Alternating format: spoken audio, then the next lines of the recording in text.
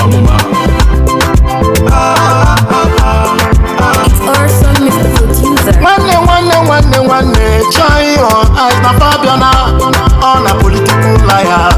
Ndi okose mozo Niger politicians fan Npiwa mothers.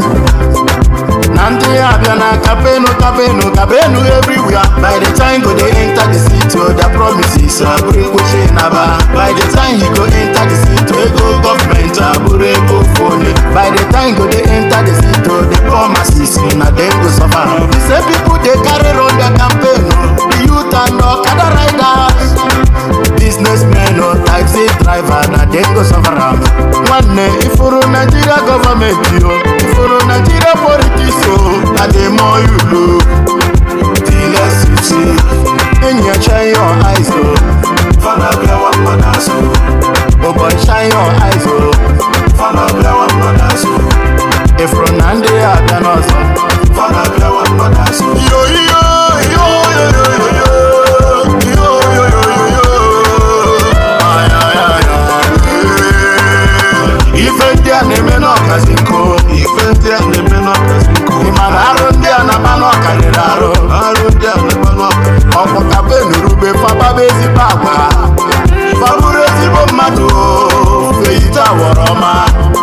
Nigeria politician, Fana Chonde Fagayore.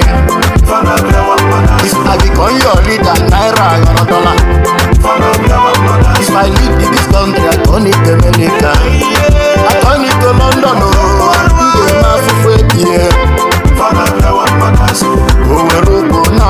na street. Osieba, onyenyegani nsogbu. Onyenyegani mkpọtụ wela amasịgoro ụmụ mmadụ. When he becomes a leader, chefusienu nkwa ya. Welu ụmụ mmadụ mere football n'ife dị akata ego. Everybody shine your eyes, shine your eyes, shine your eyes, inano. Campaign elubego sanya na mmiri. Ejine maka ego tiri onye ga-egbu gị. Ejine maka ego tiri onye ga-ele gị. Onye mebi obodo ndị nwere obi n'azụ. Ịtụba votu cheta maka echi. Enyi ya shine your eyes, fan Npiwa mothers. Oh boy, shine your eyes, fan Npiwa mothers. If Nigeria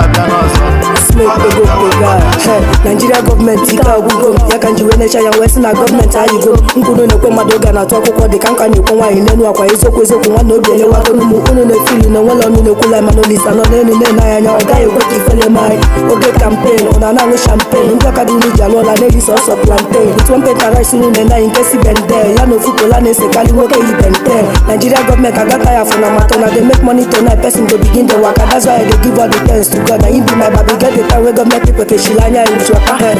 Oh Lord, EKWULUMILI. I just say no leash madam but they highway, but we know say our government matter pass the railway. If you never hear this song, please check out Boom Play. Cause Oluwa bless me, nobody go mash me. I keep them basing like a basher, nobody go touch me. I don't need the broom to sweep me off my feet, cause she are too small to me, they no go finish me. Even picking where they carry for beret, they para, they say Baba God, which day you go change our situation. The belle them go sit down, our son of the Maya, they carry woman up and down with our money, they communicate. For people when no get she go there has no light. If you see themselves, oh boy, they want to suffocate. That's why I hand everything to Baba God. If you listen, let me be dove, wasted in a road, Jojo.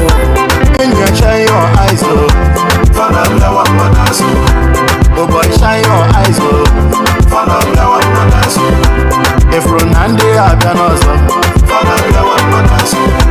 And you shine your eyes, oh, fan Npiwa mothers. Oh boy, shine your eyes, oh, fan Npiwa mothers. If Nigeria then also.